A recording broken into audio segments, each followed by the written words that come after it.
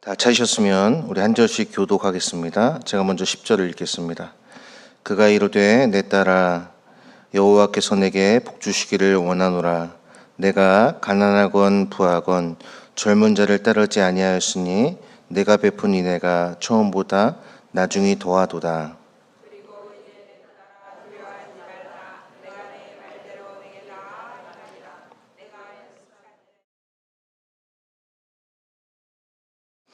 참으로 나는 기업을 물을 자이나 기업 물을 자로서 나보다 더 가까운 사람이 있으니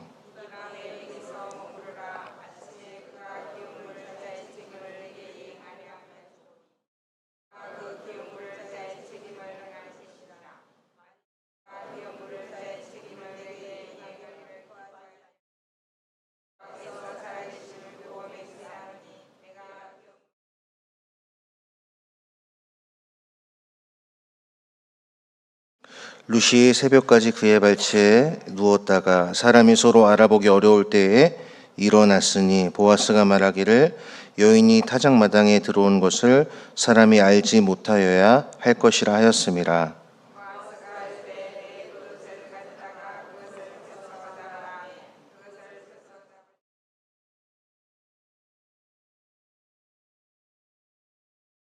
루시 시어머니에게 가니 그가 이르되 내 딸아 어떻게 되었느냐 하니 루시 그 사람이 자기에게 행한 것을 다 알리고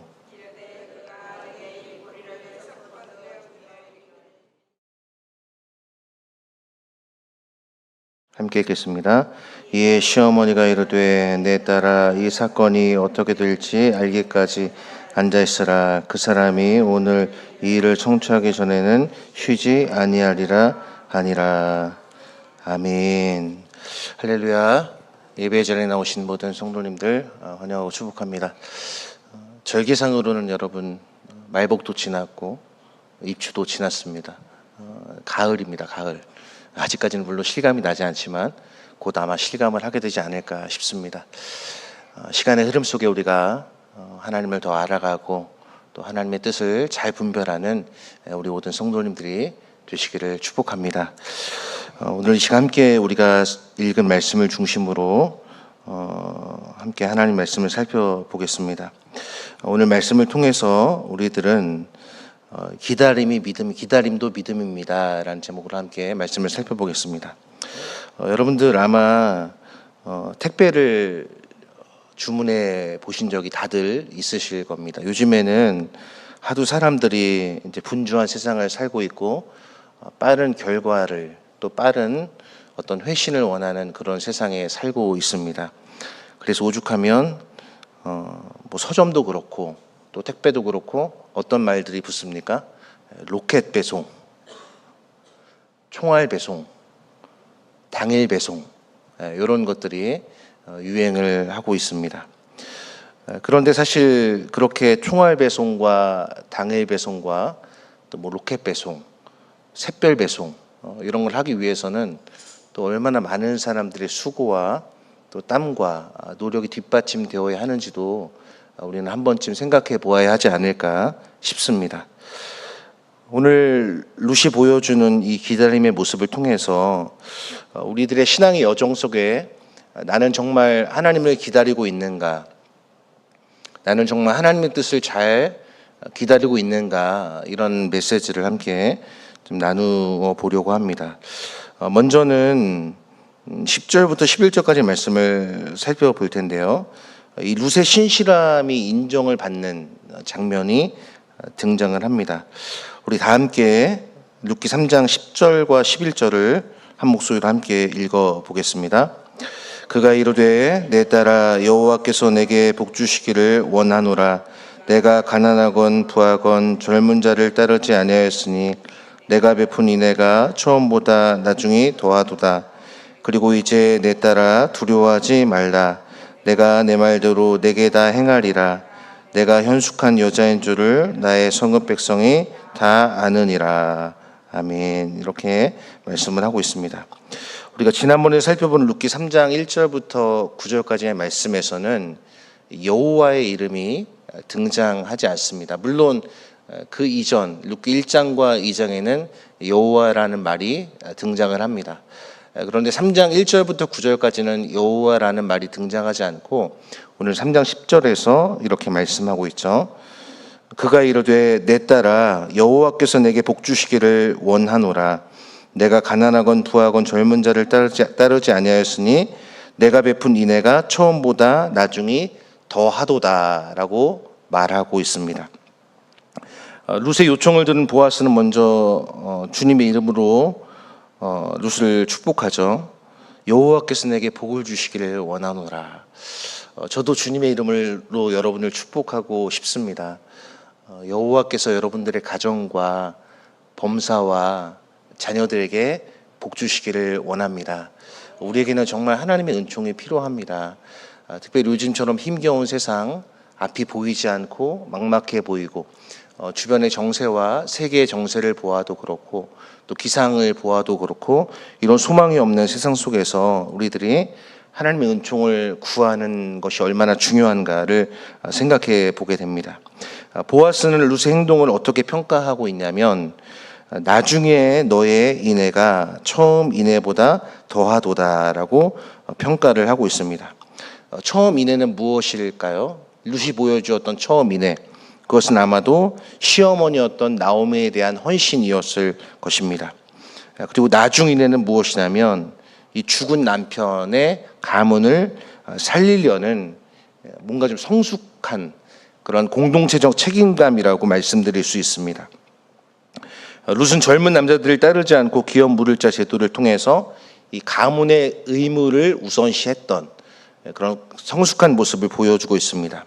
특별히 여기 현숙한 여자인 줄 안다라고 11절에서 말씀하고 있는데 표현을 보면 현숙한 여인인 줄을 내가 아느니라 이렇게 말을 해도 되는데 어떻게 표현하고 있습니까? 나의 성읍 백성이 다 아느니라. 그러니까 개인적인 평가를 말하고 있는 것이 아니라 공동체적인 평가를 말하고 있습니다. 여기서 현숙한 여자라는 것은 잠언 31장에 나오는 그 현숙한 여인과 동일한 의미를 갖고 있습니다. 그 잠언 31장에 나오는 현숙한 여인은 어떻습니까? 굉장히 부지런하고 경제력이 있고 그다음 일꾼들을 먹이고 집안을 살피는 그런 사회적으로 경제적으로 관계적으로 온전한 모습을 이루고 있는 여성을 잠언 31장에서 현숙한 여성이라고 표현을 하고 있습니다. 그 여성이 누구냐? 바로 룻이라는 것을 지금 보아스는 개인적인 평가가 아니라 나의 온 성읍 사람들이 아느니라라고 공동체적인 평가를 내리고 있습니다.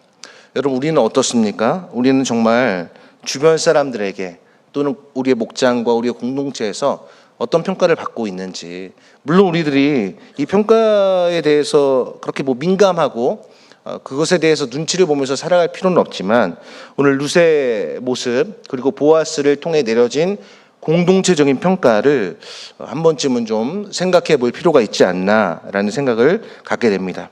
이 룻이 보여주었던 그러한 모습을 통해서 그의 신실함이 또 그의 현숙함이 공동체적으로 드러나고 있는 것을 우리가 10절과 11절 말씀을 통해 함께 살펴보게 됩니다. 두 번째 우리가 살펴보게 될 것은 이 약속의 확실성에 대한 내용인데 그것이 바로 12절과 13절에 나와 있습니다. 우리 동일하게 12절과 13절을 함께 읽어보겠습니다.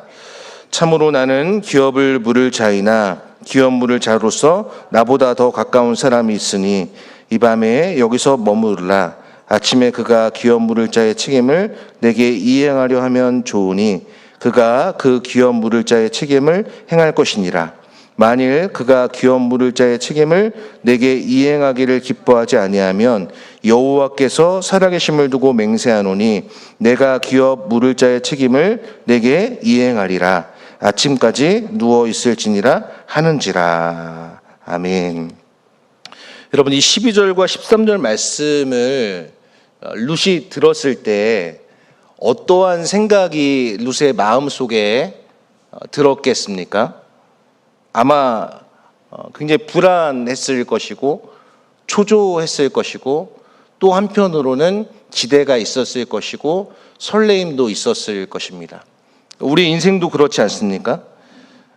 이 네 가지의 감정이 복잡 미묘하게 우리의 삶에 뒤엉켜져 있습니다.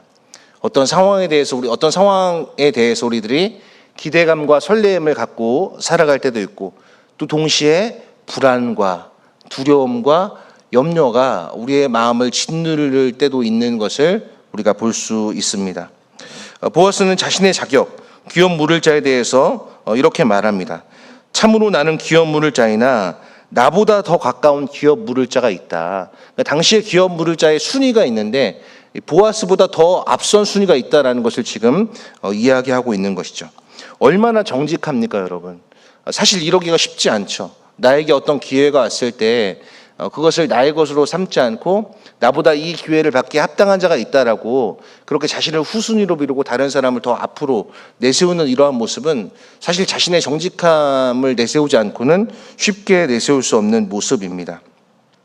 개인적인 감정보다 이 율법의 정신을 먼저 우선하는 성숙한 모습을 지금 보아스는 룻에게 보여주고 있습니다. 하지만 보아스는 여기서 그치지 않고 룻을 향하여 이렇게 말을 합니다. 여호와께서 살아계심을 두고 맹세하노니 내가 내게 그 역할을 하리라. 그러니까 내가 내게 귀업 물을 자의 역할을 하리라. 여기서 이렇게 여호와께서 살아계심을 두고 맹세한다는 것은 당시의 율법인 그 하나님의 이름을 망령되이 일컫지 말라라고 말씀하고 있는 이 율법을 떠올려 볼 때 가장 강력한 맹세의 형태로 보이는 것이죠. 그러니까 그만큼 내가 책임을 다하겠다, 의무를 다하겠다라는 것을 지금 보아스는 룻에게 말을 하고 있는 것입니다. 바로 이 하나님의 존재 자체를 담보로 하는 그 절대적인 약속이 바로 이 표현이라는 것을 우리가 알 수 있죠. 12절에서는 나 말고 또 다른 사람이 너에게 더 가까운 사람이 귀업 물을 자가 되어야 된다. 그러나 그가 만약에 귀업 물을 의무를 감당하지 아니한다면 내가 어떻게 해서든지 너의 삶을 책임지겠다라는 최고 수준의 보장을 지금 보아스는 제공하고 있는 것입니다. 이것은 불확실성을 절대적 확실성으로 전환시키는 이 보아스의 책임감을 우리에게 보여주고 있는 것입니다. 여러분, 주님을 믿는다는 것은 그런 것이죠. 우리의 모든 계획과 우리의 모든 노력에도 불구하고 우리의 인생에는 항상 그 계획과 노력에 따른 선한 결과만 주어지는 것은 아닙니다. 때로는 우리의 계획과 우리의 노력과 우리의 애씀에도 불구하고 그거에 합당한 결과가 주어지지 않을 때도 있다는 것을 우리는 여러 경험을 통해 알게 됩니다. 오늘 보아스가 보여준 모습을 통해서 우리들은 하나님께서 우리의 삶을 어떻게 이끌어 가시고 어떻게 책임을 져주시는가를 살펴보게 되는 것이죠. 여러분, 사람이 우리의 인생 책임져 주는 것 아닙니다. 돈이 우리의 인생 책임져 주는 것 아니고 건강이 우리의 인생 책임져 주는 것이 아닙니다. 오직 우리를 지으시고 우리의 창조자 되시며 우리의 보호자 되시고 우리의 기업 물을 자 되시는 예수 그리스도만이 우리의 인생을 책임져 주시고 이끌어 가주시는 분이라는 것을 지금 보아스는 룻에게 보여주고 있는 것입니다. 그러므로 우리들은 이 보아스가 보여주는 신앙적인 책임감을 기억하면서 우리도 이런 책임감 있는 자세, 사실 의무만, 그러니까 권리만 주장하고 의무를 감당하지 않는 그런 모습들이 사실 얼마나 우리 주변에 많이 있습니까? 그러나 오늘 보아스가 보여주는 이 책임감은 사실 오늘 살아가는 우리들에게 얼마나 많은 신앙적인 교훈과 빛을 알려주고 있는지 모릅니다. 세 번째는 14절부터 15절까지의 말씀인데요. 세심한 배려의 모습을 보여주는 이 보아스의 모습을 볼 수 있습니다. 우리 14절과 15절 말씀 같이 한번 읽어보겠습니다. 룻이 새벽까지 그의 발치에 누웠다가 사람이 서로 알아보기 어려울 때에 일어났으니 보아스가 말하기를 여인이 타작마당에 들어온 것을 사람이 알지 못하여야 할 것이라 하였음이라. 보아스가 이르되 내 겉옷을 가져다가 그것을 펴서 잡으라 하매 그것을 펴서 잡으니 보리를 6번 되어 룻에게 지워주고 성읍으로 들어가니라. 아멘. 자, 14절 말씀에서 새벽같이 그의 발치에 누웠다가 사람이 서로 알아보기 어려울 때에 일어났다라고 말씀합니다. 그런데 보아스가 어떻게 얘기합니까? 여인이 타작마당에 들어온 것을 사람이 알지 못하여야 한다라고 이야기를 합니다. 그 이유는 무엇일까요? 단순히 안전상의 이유로 지금 룻에게 이렇게 말하고 있는 것은 아닙니다. 이것은 철저하게 당시의 배경 속에서 이해해야 되는데, 이 고대 근동 사회에서는 이 명예라는 것이 굉장히 중요했습니다. 수치를 당한다는 것은 사실 나만 수치를 당하는 것이 아니라 나로 인해서 가문 전체가 수치를 당하게 되는 것이었습니다. 그러므로 지금 이 보아스는 룻을 보호해주고 있는 것이죠. 다른 사람으로 하여금 이 여인이 타작마당에 들어온 것을 알지 못하도록 배려하고 있는 모습, 룻 개인의 명예의 보호, 또 앞으로 이어지게 될 미래 관계의 보호, 그리고 더 나아가서 공동체적인 그런 책임과 의무를 고려한 그러한 전인격적인 지혜를 지금 보아스의 모습 속에서 우리들이 발견할 수 있습니다. 그래서 사실 신중한 것은요, 답답해 보일 수 있고 좀 더뎌 보일 수 있지만 결과에 있어서는 굉장히 안정성을 담보해 줄 수 있다는 것을 보게 됩니다. 그래서 우리들이 물론 결단을 하고 또 액션을 취해야 할 때도 있지만 때로는 이렇게 신중하게 진중하게 바라보고 또 해결해야 할 문제도 있다는 사실을 오늘 말씀에서 볼 수 있습니다. 특별히 빈손으로 가지 말라라는 이 룻을 향한 보아스의 이 언행에서 우리는 다음과 같은 것을 깨닫게 됩니다. 여기서 빈손으로 가지 말라라는 것은 룻이 지금 받았던 선물, 그 선물이 무엇입니까? 오늘 15절에 나와 있는데 6번 되어, 보리를 6번 되어, 이것은 양을 보니까 약 한 12리터 정도 된다고 합니다. 12리터. 그러니까 2리터짜리 물병의 6개의 무게를 생각하시면 됩니다. 그러니까 여러분 2리터짜리 6개가 이제 보통 한 팩으로 이렇게 비닐로 팩이 되어져 있지 않습니까? 그게 사실 드는 게 그게 뭐 아주 무거운 것이라고는 할 수 없어도 적지 않은 양이라고 볼 수 있는 것이죠. 그런데 이 6대라는 것은 사실 완전한 양은 아닙니다. 7이 완전이기 때문에. 그렇다면 이것은 의미 없는 것이냐? 그렇지 않죠. 여기서 빈손이라는 단어는 뭐냐면은 단순한 물건이 없다, 손에 들려져 있지 않다라는 의미가 아니라 소망이 없다, 확신이 없다. 그러니까 소망 없이 가지 말라, 확신 없이 가지 마라 라고 말을 하면서 지금 보리 6대를 지금 룻에게 주어주고 있는 것입니다. 이 보리 6대는 실질적인 도움이라기보다는 약속의 보증으로서 이루어지는 성격이 더 강하죠.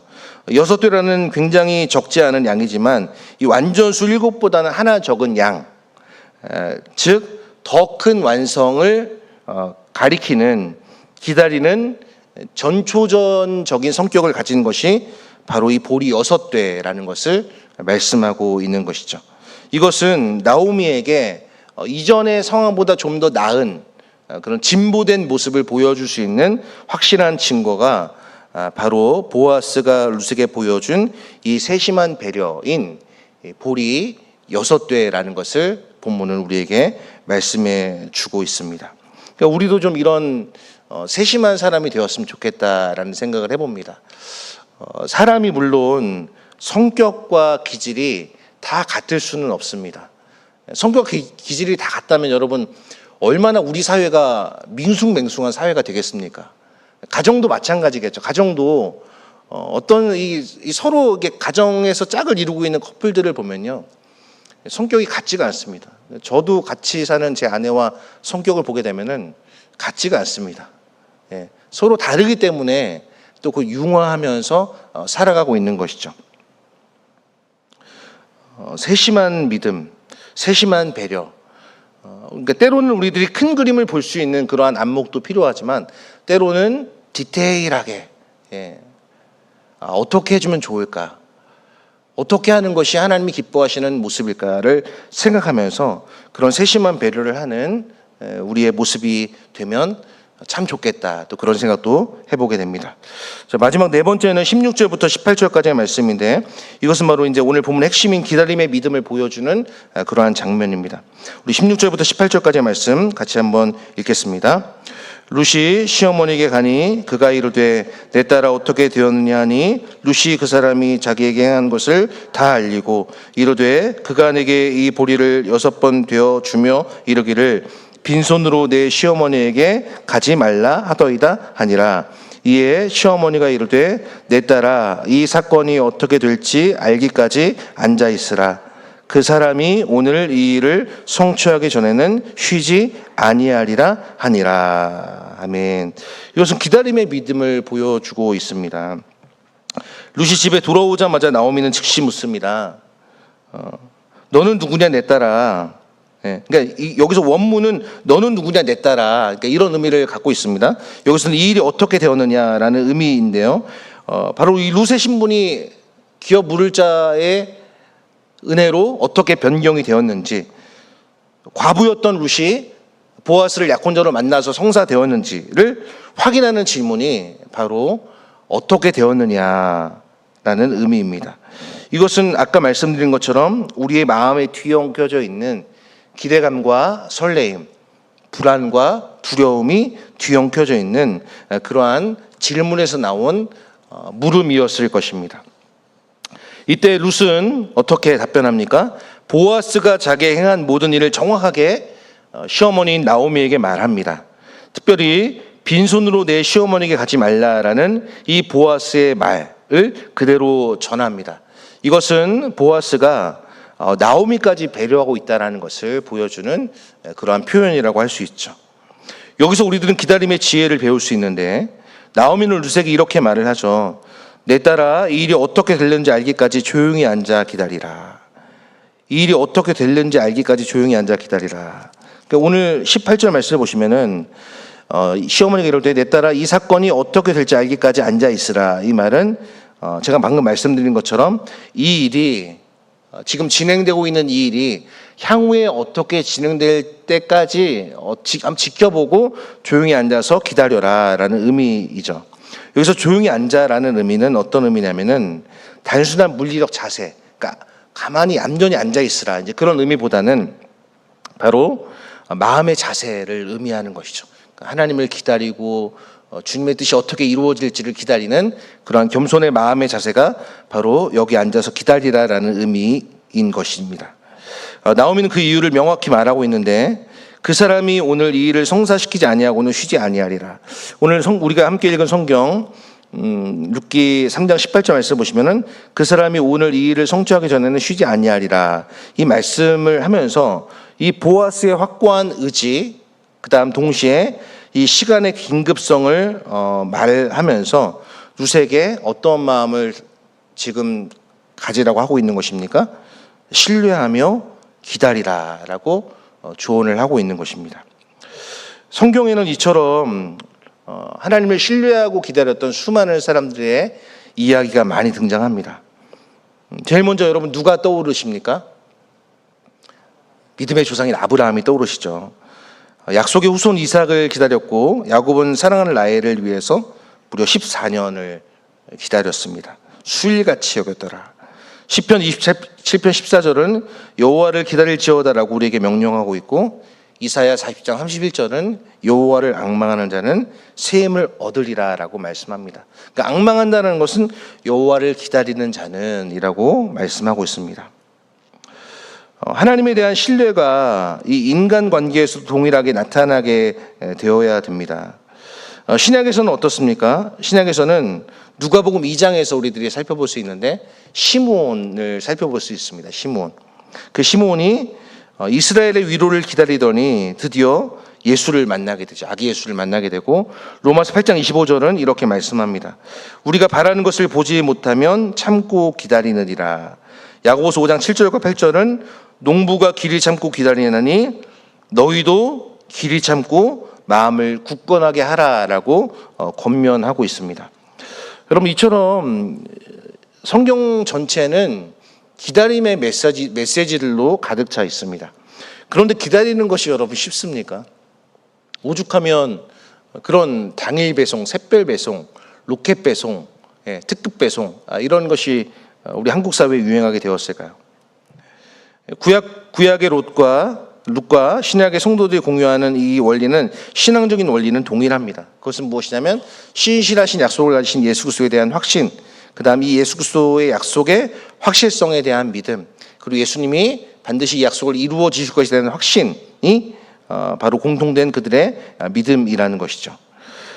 오늘 본문을 통해서 우리들은 이 역할이 서로 분담되어 있다는 것을 볼 수 있는데, 그것은 바로 룻의 모습을 통해서, 보아스의 모습을 통해서 볼 수 있습니다. 룻의 모습은 어떻습니까? 일체 움직이지 않습니다. 그는 그냥 가만히 앉아서 기다립니다. 그런데 이에 반해서 보아스는 어떻습니까? 계속 쉬지 않고 행동하고 있죠. 이것은 우리의 신앙생활의 원리로 삼아야 되는 거죠. 우리는 그저 우리의 일을 하면 됩니다. 우리는 일상 속에서 우리에게 주어진 소명과 사명의 일을 충실하게 감당하고 또 하나님 앞에 기도하고 묻고 여쭙고 그렇게 할 때 하나님은 하나님의 일을 하시는 것이죠. 그런데 이렇게 기다리는 것이 사실 문제는 무엇이냐면 쉽지 않다는 거예요. 지루하기도 하고요. 그 다음에 정말 이루어지는 것일까라는 회의와 두려움의 반응을 가져오기도 합니다. 그러나 오늘 우리가 말씀에서 살펴본 것처럼 기다림도 믿음이라는 것이죠. 여러분, 주님을 기다리고 계십니까? 주님, 언제 오실지 모르는 주님. 전 주님이 좀 선명하게 좀 말씀해 주셨으면 좋겠어요. 내가 30년 후 올 것이다. 그때까지만 좀 참고 기다려 줄래? 이렇게 좀 선명하게 말씀해 주시면 여러분, 우리의 신앙생활은 얼마나 힘이 붙겠습니까? D-. 제가 궁금해서 2025년도 남은 날짜를 계산을 해봤어요. 여러분, 얼마나 남았을 것 같으세요? 100일은 넘게 남았습니다, 여러분. 근데 140여일밖에 남지 않았습니다. 140일. 365일이었던 이 2025년을 시작했는데 우리가 140여일밖에 남지가 않았습니다. 응답되지 않는 기도, 여전히 해결되지 않는 우리의 문제, 여전히 간절히 기도하고 있지만 이루어지지 않는 우리의 소망이 있습니다. 오늘 룻의 이야기는 우리에게 말하고 있습니다. 기다림도 믿음이다라고 말입니다. 여러분, 주님을 생각해 보십시오. 하나님을 생각해 보십시오. 하나님은 보아스보다 훨씬 더 신실하신 분이십니다. 그리고 그분의 약속은 보아스가 룻에게 여호와께서 살아계심을 두고 하신 맹세보다 더 확실한 맹세, 하나님보다 더 큰 이가 없기 때문에 확실한 맹세라고 히브리서에서는 말씀하고 있습니다. 그러므로 우리가 해야 할 일은 무엇이냐면 우리는 그냥 우리에게 주어진 일상의 일들을 충실하게 하면 되는 것이고 가만히 앉아서 기다리면 되는 것이죠. 왜냐하면 오늘 3장 18절에서 말씀하고 있는 것처럼, 나오미가 이야기한 것처럼 이 보아스가 그 일을 성취하기 전까지는 쉬지 아니하리라라는 그 말씀 때문입니다. 내 생각은 너희의 생각과 다르다라는 말씀처럼 하나님의 때는 우리의 때와 다릅니다. 그러나 하나님의 타이밍은 가장 완벽한 때에 우리에게 이루어집니다. 그러므로 우리는 기다림 속에서 우리의 믿음이 단단해지는 것을 경험하고 성숙해져 가는 것을 경험하고 이 기다림을 통해서 하나님의 선하신 뜻을 더 깊이 깨닫는 신앙적인 유익을 누릴 수 있어야 됩니다. 예레미야가 3장 25절은 우리에게 말씀합니다. 기다리는 영혼이나 구하는 영혼에게 여호와께서는 선하시도다라고 말씀합니다. 17세기의 유명한 청교도 목회자였던 존 오웬 목사님의 말씀을 드리고 말씀을 정리하겠습니다. 이 존 오웬 목사님이 이런 말을 했습니다. 모든 환난 중에도 정하신 때를 인내로 기다리는 법을 배우라. 무한히 선하신 이께서 그 때를 작정하셨기 때문에 그러므로 가장 선한 것이니라. 무한히 지혜로우신 이께서 그 시기를 정하셨으니 그러므로 가장 합당하니라. 무한히 전능하신 이께서 이를 세우셨으니 그러므로 반드시 이루어지리라. 믿음으로 기다리며 기도로 기다리며 힘써 싸우며 기다리라. 기다림은 게으른 소망이 아니니라 라고 말씀합니다. 사랑하는 여러분, 기다림 법을 배우시고 이 기다림을 통해서 주님의 사랑을 더 깊이 경험하는 우리 모든 동관교회 성도님들이 되실 수 있게 되기를 주님의 이름으로 간절히 소망하며 축복합니다. 우리 이 시간 함께 말씀을 기억하면서 찬양하고 기도하겠습니다.